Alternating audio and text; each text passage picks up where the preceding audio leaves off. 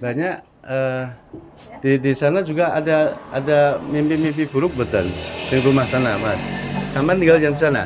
Yang sering di sini ya, aku tidurnya di sini. Iya, makanya nanti di sini Rukiah, terus siapkan air semuanya. Di sana gimana, Mas? Ada rumah itu gimana? Kalau saya sih nggak ada terlalu gangguan Di sana. paling cuma mimpi ya, Biasa. kalau mimpi sih biasa sih. Yang sering mimpi buruk di sini ya? Iya. Iya, makanya tadi kan disuruh ke sana lah. Poin utama gangguan awalnya di mana gitu kan? Berarti di sini ya? Iya. Soalnya atas itu banyak apa? Penampakan. Heeh. Bagian atas banyak penampakan gitu kan. Iya. Terus kalau sampean mimpi burukin apa, Mbak? Kalau di rumah ini. Yang tinggal di rumah ini sampean nggih? Kalau saya dulu sering ya, mimpi ular, anjing, Ular anjing. Nah, itu berarti pertanda terus macan itu yang macan. kalau macan itu berarti ada kodam ya. Kalau anjing, ular itu berarti pertanda Anjingnya yang anjing apa hitam. hitam galak itu. Ya, sihir ini nggih. Ya? Iya, ini pengaruh besar di sini kok. Besar sih. Besar ini pengaruhnya di sini. Nah, ketika di sini belum dibersihkan, itu semua gangguan itu walaupun mbaknya ada di Taiwan, itu terikat di sini. Mbaknya ini siapa? Ada mimpi-mimpi, Mbak. Mimpi emang nggak terlalu ingat. Tapi sering mimpi. Mimpi terus keluhan-keluhannya nopo badan. Ya badan emang belakang kalau itu bawa perut gitu, tapi sekarang sih ada mendingan. Jadi sering sakit perut. Iya. Ya, gangguan utama keluarga ini ada di sini masalahnya. Umur sampean pinten, Mas? 30. Sudah nikah belum? Nah, itu berarti nggak aman. Oh iya. Jadi ceritanya itu uang habis terus, Mas G. Iya. Jadi kalau ketika ada uang ngumpul pasti ada musibah, ada sakit ngoten nggih, Mbak nggih. Nggih, berarti kesimpulannya uang nggak bisa kumpul gitu aja nggih. Selalu ada kalau ngumpul uang. Iya. Kalau di sini itu mimpi aneh-aneh. Iya. Kalau di sini. Iya. Jadi kayak nggak betah ya gini. Iya. Berarti ketika Masnya juga tinggal di sini mengalami mimpi buruk juga ya? Iya. Iya. Kadang ketindihan kayak gitu. Nah, itu. Gitu. Pas tidur padahal siang-siang. Heeh. Iya. Memang gangguan utama itu ada di sini. Dulu sih waktu kecil di sini kesurupan. Siapa? Saya dulu. Pernah? Iya. Pernah. Waktu kecil pas SD itu kelas 6 SD berapa? Oh, pernah kejadian kerasukan? Iya. Pas kerasukan berapa persen, Mas, itu kesadarannya? Bener-bener nggak sadar. Plus ya? Iya. Ya ini itu dulu salahnya saya itu ngalamun. Oh, awal mulanya. Pagi-pagi ngalamun. Iya. Serupan. Terus sama banyak dibacain ayat kursi hilang sadar tapi ya pusing banget. Iya bener. Jadi ini berarti sing belum nikah berarti ada berapa? Tiga ya yang di Taiwan, mbaknya, masnya. Iya, itu gangguan. Salah satu faktor itu gangguan itu. Iya. Jadi itu ketika nanti mbaknya umpamanya ada yang menginginkan ya nggak akan jadi, apalagi terus banyak kayak nggak ada hasrat gitu Mbak, kalau nggak ada pengen nikah gitu. Seringnya lari Jadi pripun disampaikan mawon, Mbak, kalau umpamanya ada yang pengen nikahi sampean pripun, Mbak? Gagal napa Mbak sing nggak gelem, nggak mau?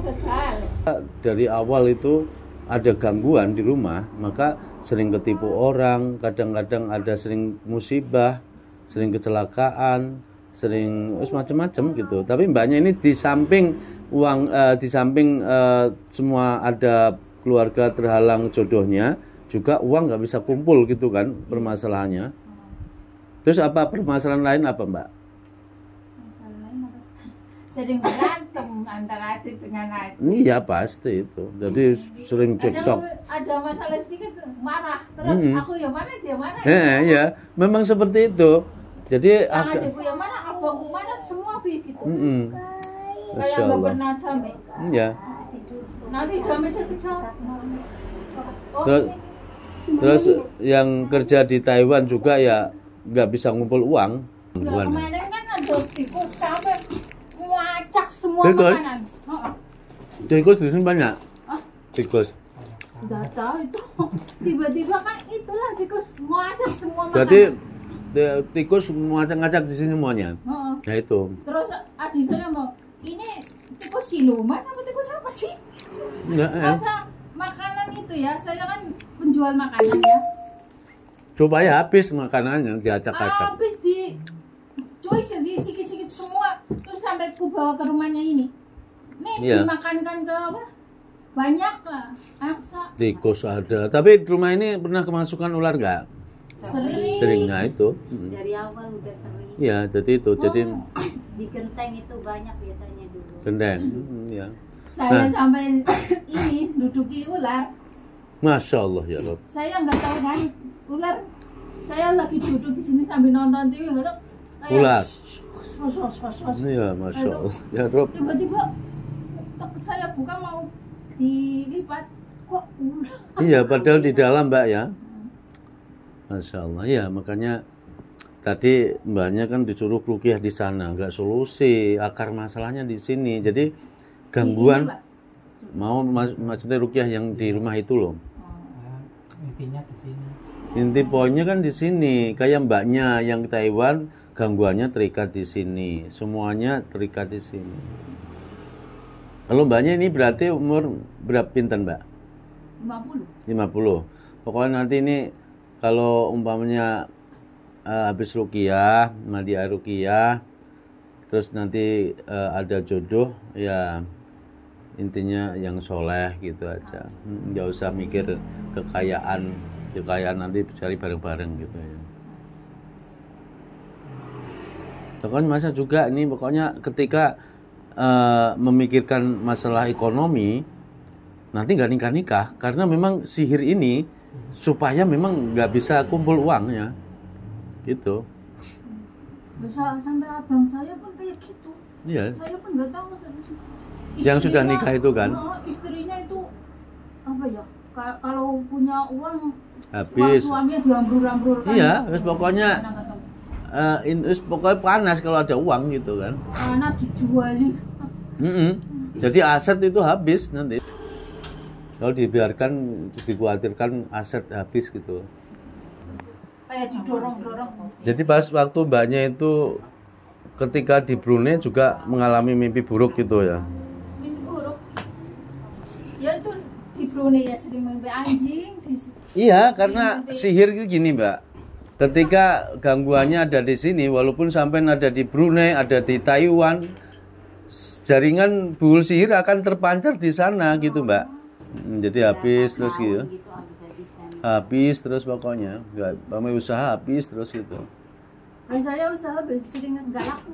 Iya, jadi memang di sini tuh targetnya tuh semua anak keturunan dibuat seperti supaya dibuat melarat gitu ya.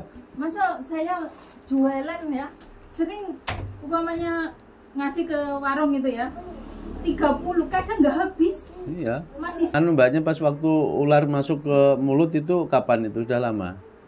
sudah lama. Waktu itu tuh sakit perut Mbak ya? Sakit perut nemen itu yang sampai susah itu.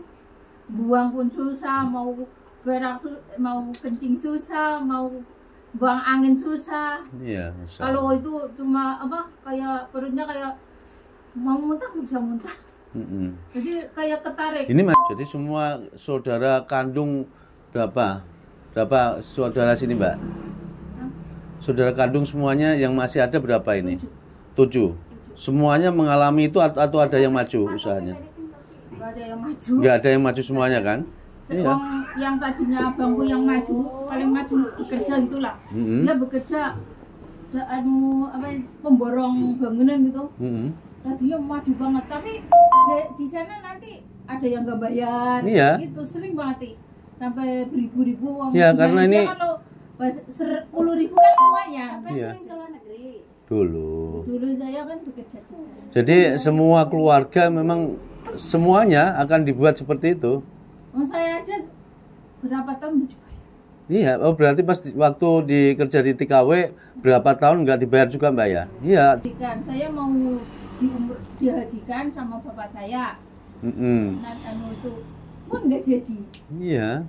Jadi semua itu akan terhalang gitu loh Mbak. Masya Allah. Jadi 7 saudara kandung semuanya, yang 1 bapak ibu dibuat uang selalu habis gitu Mbak G. Semua enggak, yang anak yang dulu dan anak yang sekarang sama saja. Ya. Masya Allah. Mudah-mudahan pasar rukyah ini semua nanti urusannya dimudahkan Allah Mbak G. Semuanya rezeki ini barokah, bisa kumpul. G. Karena memang ini terzolimi sudah cukup lama. Ketika rumah ini nggak diobatin, nanti seperti itu terus kalau pengobatan hanya di badan. Ketika umpamanya pergi ke orang pintar, rukyah badan saja, ngobatin badan saja nggak solusi. Karena yang sakit akar masalahnya itu ada di rumah. Nah, di sini banyak pasien-pasien saya itu seperti itu Mbak, tidak mengetahui akar masalahnya, yang selama ini diobatin hanya di badan saja. Padahal yang sakit itu rumah yang titik poinnya, yang rumah dulu, gitu. Jadi semua habis gitu, ya. Mudah-mudahan semua ujian. Kalau di sana dulu di rumah pertama, bapak saya punya rumah dulu di sana, yang sekarang mau di tempat ini. Mau ditempatin mau banyak buat rumah. Dia. Itu di sana bapak saya itu dulu kan buat padi kan, ambil padi dari sawah itu apa ya? Habis panen lah, panen padinya itu dimasukkan ke rumah. Rumah ini kayak goyang kalau malam katanya. Kayak gempa gitu ya? Kayak gempa. Iya. Sampai dipanggilkan Ustadz siapa namanya? Iya, ini memang ini targetnya itu sebetulnya permasalahan sama orangnya itu dari bapak. Nah ini terus dipenuhi Mas itu, penuhin harus ini. Oh ini penuhin.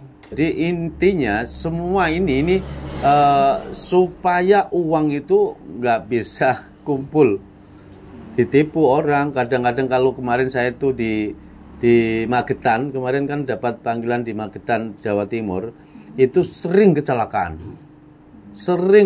itu gonta-ganti. Setiap berapa keluarga besar itu habis ini kecelakaan, terus adiknya kecelakaan, bapaknya terus gitu, supaya uangnya habis dibuat melarat gitu Mbak. Yang adik saya kan sering kecelakaan. Nah itu pokoknya intinya kalau ada sini kecelakaan sini orang sering pada ketawa. Iya, maksudnya terserah aja, maksudnya orang itu seperti apa, yang namanya orang hasad ya biar urusannya nanti sama Allah gitu kan. Sampai Ustaznya bilang jangan ketawa pada orang susah. Doanya ijabah masalah. Ya, itu Ustazku yang bilang gitu. Tapi yang saya salut itu gini, yang di Taiwan ini dia tidak memikirkan diri sendiri, memikirkan saudara itu Mbak. Saya itu salutnya itu. Sampai terharu kadang-kadang. Allahul ladzi nazzalal kitaba wa huwa yatawalla shalihin. Saya peringatkan kepada jin-jin yang bila mana di badan ada yang terikat, keluar lewat mudah.